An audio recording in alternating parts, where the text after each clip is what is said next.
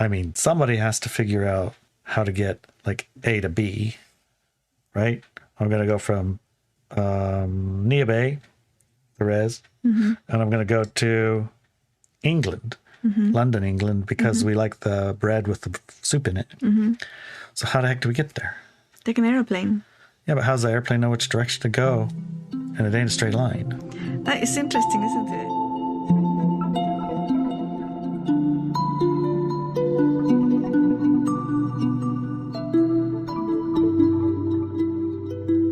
Welcome To another episode of Driving to the Riz. with your favorite hosts, Larry. and Inelia. Okay then. No games there. No games there. But But this article is likely to shake some things. yes, indeed. When you read it, when you talk about it, when you look at it, so maybe not a good idea to listen to it while you're driving. This one, I think, if you're driving, yeah, it's probably better to park when you start feeling Wobbly? the earth start to wobble. It's a little I bit think wobbly. that'll be your clue. When the earth starts wobbling, they probably should pull over. Yeah, But if you don't get an earth wobble, you'll be all you're right. fine. Yeah, Yeah. you'll be fine. This one's about flat earth. I mean round earth. I mean sphere earth. I mean domed earth. A hollow earth Oh, I mean hollow earth. or something else entirely. Or it could be something else entirely. It could be. Well, Should we start it or? we're going to start our own movement. Something else entirely earth. That would be actually a really cool movement to start, wouldn't it? Sure. Yeah, it would. Because I don't know about you, but in the forums I regularly travel in and subscribe star, I mean the He's Telegram? already wobbly. the Telegram groups. Yes, As soon as the flat earth comes around, it's on like Donkey Kong. it is. There's like, it's very It's like, partisan. it could be a medical Telegram thread. Flat earth comes, it's over. It's over. There's like 2 days worth of flat earth arguments.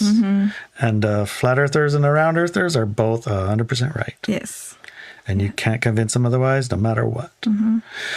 So we're something else entirely earth. Okay. Okay. Yeah. Shall we begin? Okay. I guess the best way is give it a start. Let's give it a start. Try not to get too wobbly, honey. I'm not wobbly. You're a little bit wobbly. In a couple of my novels and in many of my recent articles and podcasts, I've been talking about Earth as we know it, or the larger Earth, Earth from an expanded awareness perspective, and other such expressions. Yeah, I'm familiar with saying larger earth.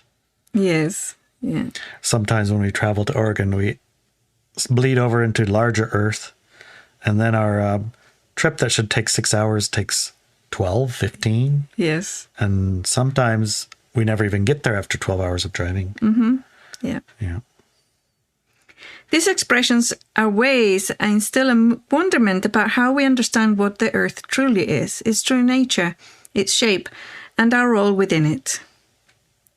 I have given experiential descriptions of the Earth and its true nature in my novels, Interview with a Psychic Assassin and The Earth Files, but even within the unconstrained parameters of a novel, the way to express what Earth is filled with cultural and societal barriers. Do you remember those novels, honey? Yeah, those are excellent. And it does scratch at earth. More true, what's earth more truly. But I think I think how you've described it in here takes it one step further even. Yeah. I'm going to also be exploring the true nature of Earth in our new series, the Whisper Team. Team Whisper. Team Whisper is a new set of novels that I'm going to be writing. One of them is about to be published. It should be published in February. And that one also explores the true nature of Earth. That one has an audiobook version. Yes, it's going to be awesome. Yes. All right, let's go back. Recently, I heard a scientist say, even though our physical and direct experience of Earth when we live and walk on it is flat, we know scientifically that it is round. This scientist's words are loaded with the program that she's trying to push, Firstly, that she's saying that people who believe in a flat Earth are wrong and that the science proves that Earth is round. Secondly, as a well-respected scientist, she gives only two options. In her discourse, she presents us as an expert with only two possible options for the shape of Earth, flat or round. Well, a sphere. Yeah. She used the word round, but, It is sphere, yeah. And, of course, all she has to do is enter any one of my Telegram threads with this opinion of fact, and she's going to get slaughtered by the flat earthers, who are going to get slaughtered by her round earthers, and it's on like Donkey Kong. It is true, yes. It's another way to divide and conquer. It is a divide. It is a big divide. Mm-hmm. Yeah. So we'll do something else entirely, Earth. Yes. Even describing Earth with the word shape is actually not accurate. This is... when you first do that, wobbling. That's the first wobble. The first wobble is don't use the word assigning it a shape. Yeah. The word shape limits what we can understand Earth to be by restricting it with geometry. What would you say to the sentence, Earth doesn't have a static shape? It's like, think about the shape of the world when you're dreaming or astral traveling or any of those things. What shape is anything? Is there a shape? Is there a shape that you could assign it? No. When you're dreaming? Yeah. Or astral traveling? Yeah. Shape, geometric shape of your dream? Your dream area is not, there is no geometry for it. That's a good example, isn't it? Yeah, I like it. Still, even just considering two possible shapes for the Earth brings about an expansion of awareness about Earth. And as a curiosity here, both shape theories are supported by scientific evidence for that shape. In other words, those who believe in a flat Earth have mountains of documents and scientific study proving it is flat, as do the round Earth believers. Well, they wouldn't. I don't think they would consider themselves believers. They are knowers. True point. Let's expand this awareness past flat and round shapes. Okay. We can start getting a better idea of what Earth is by taking away the word shape and replacing it with the word nature. So what's the nature of Earth? The nature of Earth is neither round nor flat. It is multidimensional and dictated by the perceptual frequency band that our physical body senses can perceive and agree as a collective of as possible. You know what's fascinating, what I find fascinating? Another wobble? Well, I found when I allowed this in, there's a website that's got some, I don't know, not Pleiadians, but it kind of looks like a Pleiadian extraterrestrial group channeling like advanced information about the nature of Earth. And they used almost these words. Really? And I couldn't believe it because I already looked at it and I didn't see it. Wow. And then when I read this and then I read it to the ladies last night and then looked again, there it was. It all of a sudden is expanded and able to be like a part of my reality now. Wow, that's amazing. So these little pushes and these little nudges, they allow this information to come in that probably exists, but we can't even see it. Correct. Our primary physical experience of Earth is of a flat place as we walk and live on it. Some experience it as curved as they look in the distance and see objects slowly disappear. Like when I went fishing, you know, things would disappear. Although sometimes they wouldn't. Right. I was like, it looks, Canada's right there. Yesterday it was gone. Now it's here. I don't know why. We can't really explain that one. You know, have you ever driven in a large expanse of desert and there's a car in front of you or there's a car coming towards you, and even if it's curved, like up, the road is curved up, that vehicle only appears at a certain distance towards you, or when they're going faster than you, at a certain distance, they vanish from view. Yeah, based on what I learned as a navigator, it's supposed to be around 7 to 14 miles, depending on your height up off the ground, you know. I mean, if you get high enough, then it's even further, but... But the road doesn't disappear.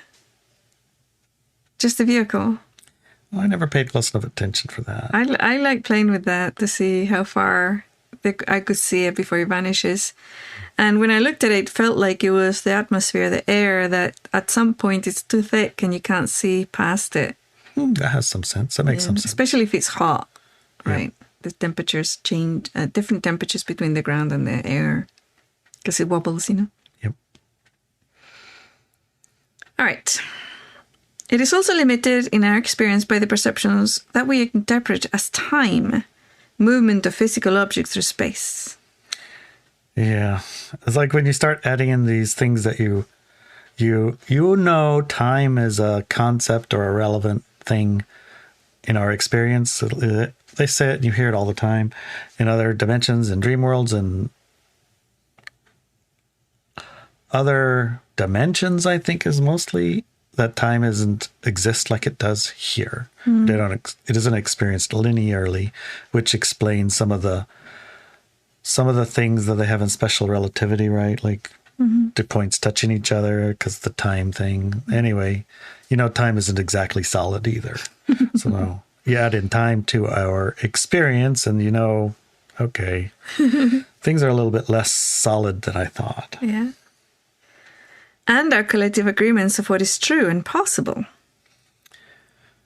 Yeah, we don't give those enough weight. You know we what should, I mean? But we don't. You're right. Because we say, well, I believe the other thing, or I can believe something else, just easy. But if I'm not suggesting do it, but the test of it is just like on the Matrix movie, right? He tells them to jump off the building, you'll be fine. Yeah, don't do that. Yeah. You will crash and die. Because we collectively agreed that that's what's going to happen. So. Right. So whether or not you delusion it... if you tell yourself it's different. It's not the same as a collective agreement level. Okay. And these don't even take into account things such as alternative timelines or what we individually agree to experience. Yeah. We can literally program our body to see or not see things in the environment. That is a fact. Yes. And if you don't believe it, I can show you examples. Yeah. You can go to the magic show. Yeah. You can go to the mentalist places. You can Google up gorilla the gorilla and the basketball. Yeah. You won't see it. Yeah. Often we take visual records like photographs and videos and take written and audio notes of things to remember them later. Later, we may go back and look, read or listen to these records, and we will remember them and the things that have happened around them. Yeah, sometimes, however, we have zero recollection of the events, but they must have happened, we think, because we made a record of them. Right? Well, of course. So it's just that we forgot. Right. Yeah. So experience of reality, even though we don't recall what we see in the record we made of it, is that we simply forgot about the experience because obviously we did the thing we recorded. But is that really the only option? That's like flat or round. Yeah. There are other options. You may not have forgotten. You may have had that experience in a different timeline or something. Yeah, a different version of you had it. A different version of you had it. You didn't pay any that attention focus that was there isn't the one that's now. Yeah, there's so many. Could be a different frequency line. So many options that we don't even consider, and that's the nature of Earth. Part of that too. Yeah. Okay. Because the format that I'm using to impart this information and article is very limited in scope, I'm going to make a list of things you can start thinking about that will start to bring in new perceptions of what the nature of Earth truly is. And I've made a little list here. Yeah, this list is kind of, I don't know if it's a read thing. Can you try? I guess you could try reading it. Yeah, I can read parts of it, You might want to look at this. It's on the text. It's better. You can look at the text of the newsletter. If you don't know where to get it, it's at Substack. Yeah. / I do mostly definitions and the origin of words here. So for the first one, the word planet came from the Middle English planete, Anglo-French, and then from Latin planeta, and then Greek, literally plains, and it literally means wanderer, to wander. So the word planet comes from a Greek word, wanderer. Something that moves or wanders. the second word, earth, Middle English, earthe, and eventually comes from the Greek word era. As you know, the era, then you bring in time, right? This is when time is included, era. And if you think of wandering as movement through space, and time is as movement of objects through space, it comes down to the same thing. Era means, and it's the word that meant era of man, okay, or age of man, an epoch. No, that's actually the word world, the era of man. Era, again, epoch, age, season, time. And the word world meant era of man. Number 5. The Old English world, human experience, the affairs of life, a long period of time. And it also meant the human race, humanity, mankind. Isn't that interesting? It is. It's not what you expect. Mm-hmm. I mean, we have our concept of Earth and planet and epoch and era all like separated and assigned based on what we learned in school, but we really never checked the origins. What do they actually, come from? Yeah, what people were expressing when saying these words before, modern scientific things came in, or the interpretations of what it is came in that we are familiar with today. Also, a word that described the physical world meant the middle enclosure, which is rooted in Germanic cosmology. Again, for the word world, right? The original Latin word for world was orbs. Mundus is a late translation for the Greek word cosmos. So now we have orb, we have cosmos, right? But cosmos actually meant right measure, symmetry, harmony, and beauty. So it's like something that was harmonious, right? Harmonious enclosure. Yeah, and beautiful. These are my questions that we can ask ourselves. Larry, does water have a shape? No, I don't think it has a shape. It doesn't have a shape. Or is it shaped by its vessel? Yeah. Yeah, I think it's shaped by its vessel. I mean, raindrops are shaped by the air pressure vessel. Right. Yeah, and in a lake, it's shaped by the bottom of the lake, and the top is flat. Yeah. So it doesn't have a shape on its own, right? No, yeah. Now imagine the vessel that contains the earth is your mind, and that the earth is like water. Does it even have a mind? I mean, a shape? Does your mind have a shape? Yeah, no, yeah. What shape is your mind? Yeah, exactly. So if you're using geometry's terms, what shape would you assign your mind? Exactly, yeah. That's the shape of the earth. Yes, yeah. And so I think things might get a little wobbly. Wobbly, right? Yeah. And I like the example you used of what shape is your dream world, right? Or the astral world, if you go off into the astral realms, out of the body experiences, what shape are those worlds? Exactly. Right. But the dream one I really like because, when you're in a dream, what shape is that world? Doesn't actually have a shape, does it? Doesn't have a shape. No. Except for the shape that your mind gives it. Okay, so here's a little exercise you can actually do at home. All space photographs of Earth are admittedly Photoshop composites shaped and ordered to fit into a model of Earth that is round like a ball. The photographs don't show a ball. The real photographs don't show a ball. In fact, if you go to Google Earth and look at your area, you will see that the map shows a lovely and perfect grid of squares. But if you click on the North Pole or South Pole, the images are no longer square, but tapered and edited into very long triangles to make them fit into the shape of a ball. Interestingly, also, the South Pole has a 9-mile round area blacked out, right in the smack in the middle of it.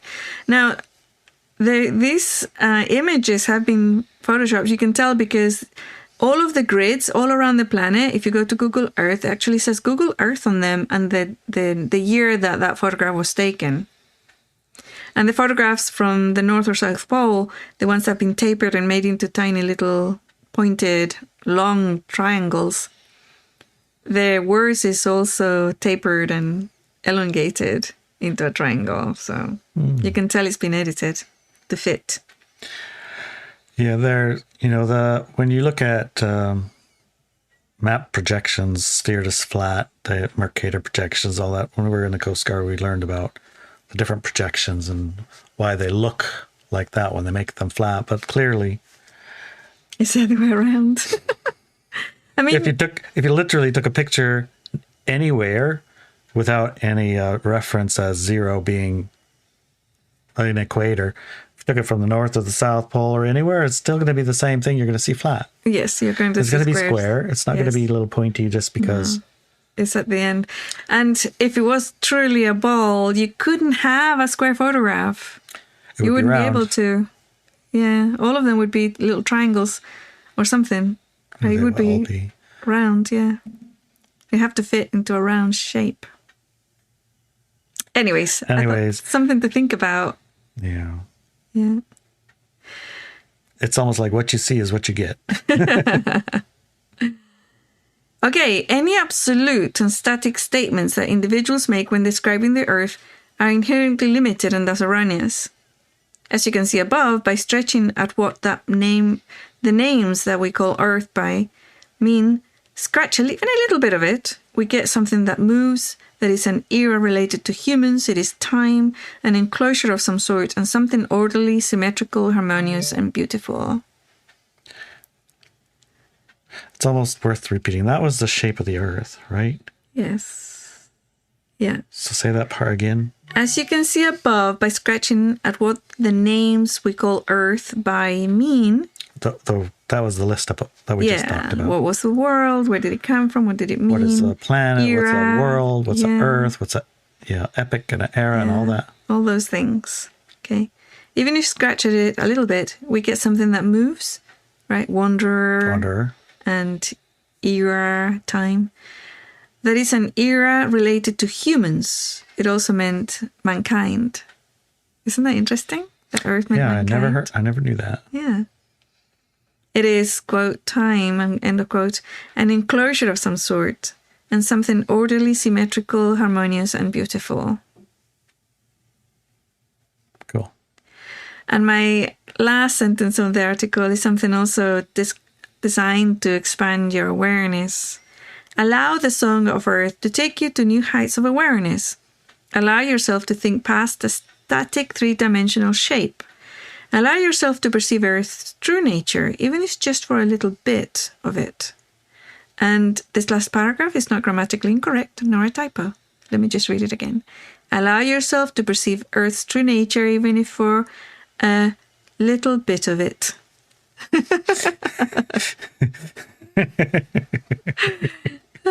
Yes, indeed. I think there's a clue in there. Yes. What do you think about that? Well, each time it alters a little bit more, what I'm capable of, like conceiving of it as. Mm-hmm. We have a whisper in our mind, in our soul, of what it actually is, and a whisper of what our experience of it is, and what we've decided to experience it grouply as. I mean, we know these things internally, we know them, and at the same time, the program, societal agreement program, it's a pretty strong one, right? Mm-hmm. And that strong one puts in the seeds of historical doubt, I would say, to accept something as real other than what we now say it is, right? Mm-hmm. Even though truly, a couple hundred years or whatever, we know the same story. Everybody then, they thought the world was flat until this guy, he said, no, it ain't, it's round. Yes. And now everybody says it's round, except for now a bunch of people say, no, it ain't, it's flat. Yes. And then a bunch of other ones say, no, it's neither of those, it's domed. It's right. And then you get the normal questions like, well, then how come you can go to the end and then you don't fall off? Mm-hmm. And all of these things require the geometry, right? It does, yeah. And some of them require turtles all the way up. So the Earth's on the, backs of the turtles. Oh, yeah. Yeah, some of them require turtles. Some of them require a lot of things. I mean, our experience, one of the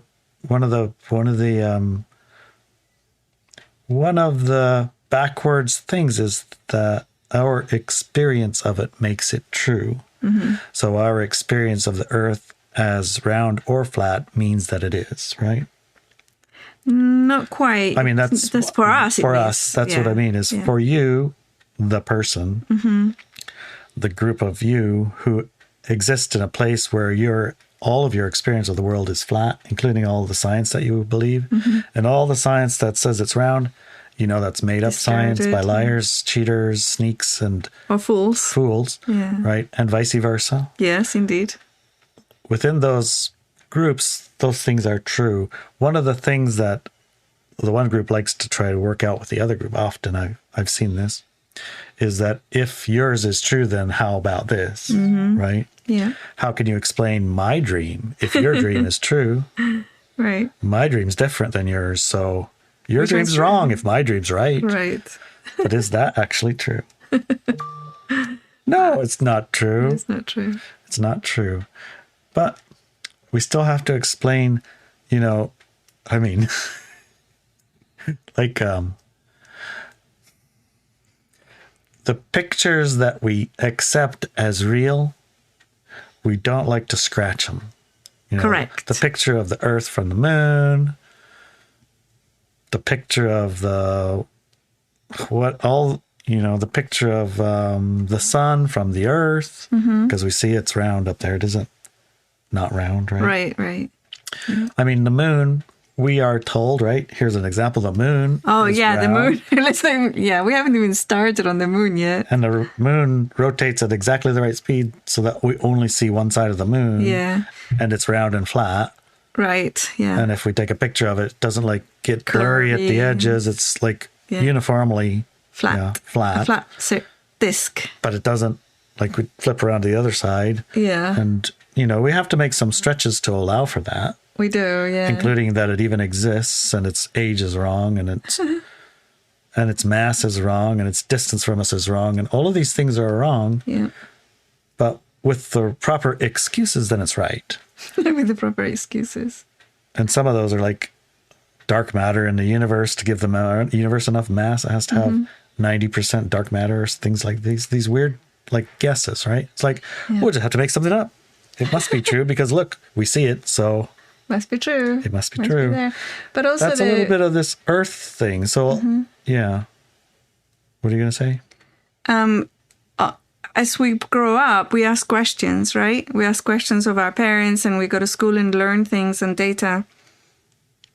And we are whatever what that word is, that we naturally will listen to authority and believe it, right? Because in a natural world, in a natural experience of life for a person, we are naturally led by people who are wise and who know the answers to things and will never change it to a lie or try to limit our experience in any way or form.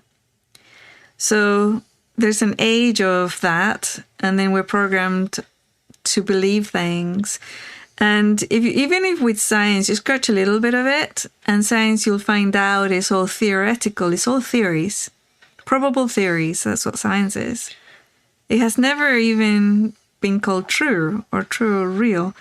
And most of the science that you might call geometrical shapes and whatevers are in closed systems. The science of closed systems. Yeah. In a closed system, you have this and you have that, and the force equals, the movement and all the other things. But theoretical in a closed system, if you bring it into the real world, you can't actually reproduce it.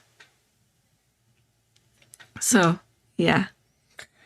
Yeah. Bit of scratching. Yeah. So at the end of this, you might feel a little more wobbly, less wobbly. You might feel more or less certain. Less certain about the true shape of Earth. Because instead of that, we'll just think about it like this. What is the true nature of Earth? Yeah. Right? Yeah. So when we think about what the true nature of Earth, then we're on the right track. We are. Yeah. So at some point, though, I mean, somebody has to figure out how to get like A to B, right? I'm going to go from Neah Bay, the res, and I'm going to go to England, London, England, because we like the bread with the soup in it. So how the heck do we get there? Take an aeroplane. Yeah, but how's the airplane know which direction to go? And it ain't a straight line. That is interesting, isn't it? Yes, I think somebody, I can't remember who it was, some guy, and I don't remember his name, but maybe somebody can find him.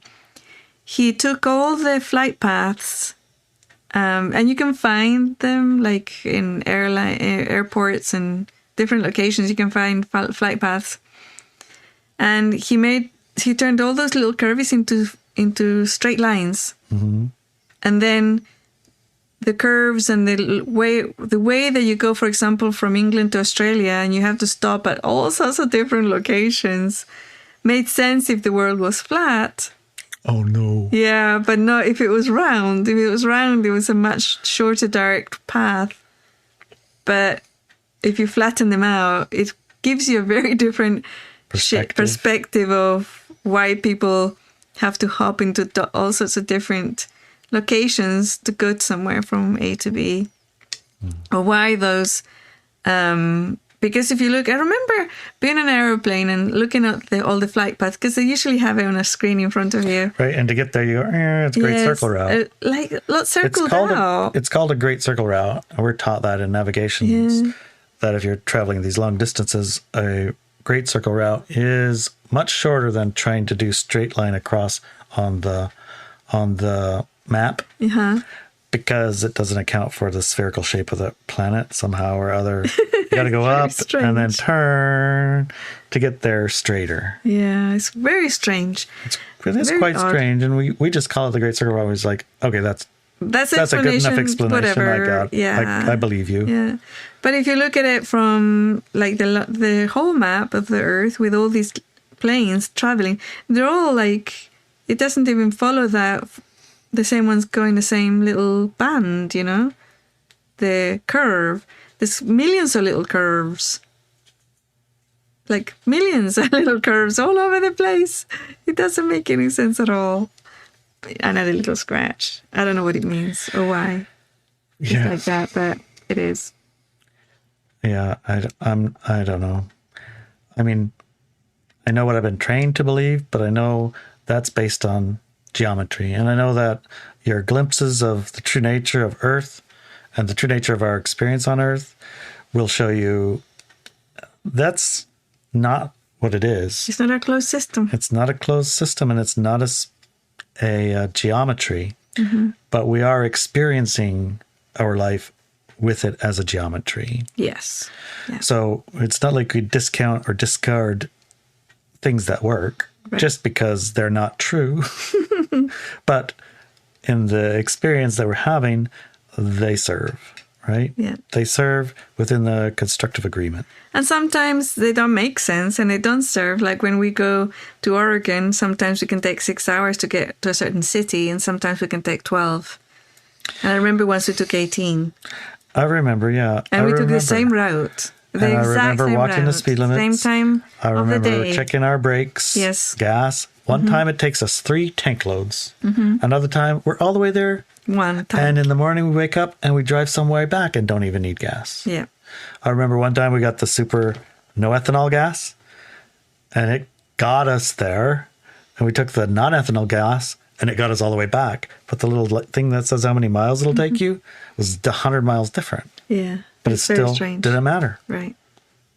And I know. We've left early, and it'd be 2:00 at night, and we're at a rest stop, not there yet. Yeah. And another day, exact same path, we leave noon, and we get all the way there and past it. Yes. And have to turn around and come back, and it's not even midnight. It's not even 10.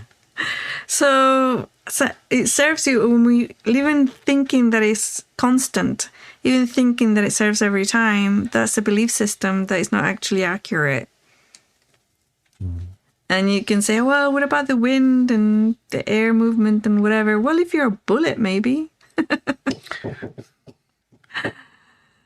See you soon. See you soon. I looked up and I saw this massive, massive dark colored metal ship in the sky. And I turned around, it's like looking at others, and nobody could see it, right? No one could see it. And as I looked, I tried to figure out, as I was questioning with that larger perception, I was questioning how come. I was talking with somebody at the time, this guy, he says, how come he can't see it, right? I mean, the other people in the neighborhood, nobody was bothering to look up or anything. And with this particular guy, I tapped in and says, how come he can't see it?